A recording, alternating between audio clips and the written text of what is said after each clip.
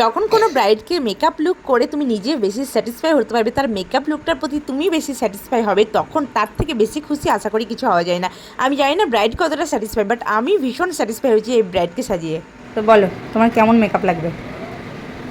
আমার মানে আমি তো আপনাকে সব কিছু বলে ফেলেছি আগে থেকে ফোনে, তারপরে সবই তো বললাম। এবার আপনার যে যাই বলেছে ওইভাবেই আপনি তাও করে দেবেন। তাও একবার বলো।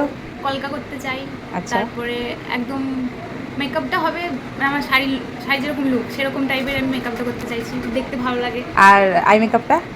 আই মেকআপটা আমি ফোনে একটা স্ক্রিনশট রেখেছি, ওখান থেকেই দেখাবো, ওইভাবে আচ্ছা করে দিচ্ছি। ঠিক আছে, চলো চেষ্টা করি। তোমরা পুরোটাই শুনে নিলে যে আমার ক্লায়েন্টের কী ডিমান্ড, সে কীরকম মেকআপ চাই, কী লুক চাই, কতটা কী চাই, মানে কতটা কলকা চাই, কতটা কী চাই, সেটা তো সবটাই তার কাছ থেকে জেনে নিলে। তো যেমন কথা তেমন কাজ, ক্লায়েন্ট আমার যেমন চেয়েছিল তাকে ঠিক তেমন তার মনের মতো করে একটা লুক দেওয়ার চেষ্টা করেছি। সে চেয়েছিল কলকা করতে, সেটাও ছোট্টর মধ্যে সেটাও করার চেষ্টা করেছি।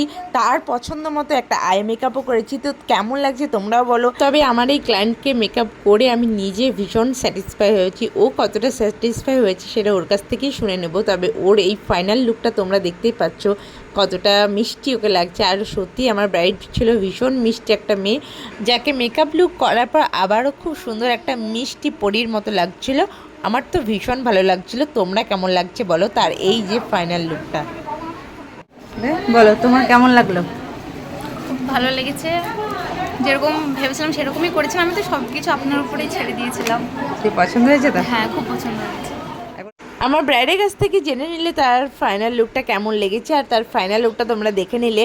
তোমরা যারা এরকম ধরনের মেকআপ বা যে কোনো ধরনের মেকআপ লুক করতে চাইলে স্ক্রিনে দেওয়া নাম্বারে আমার সঙ্গে যোগাযোগ করো। আর আমাদের ব্রাইডাল বুকিং চলছে, ঝটপট নিজের নামটা বুক করে নাও। Thank you so much.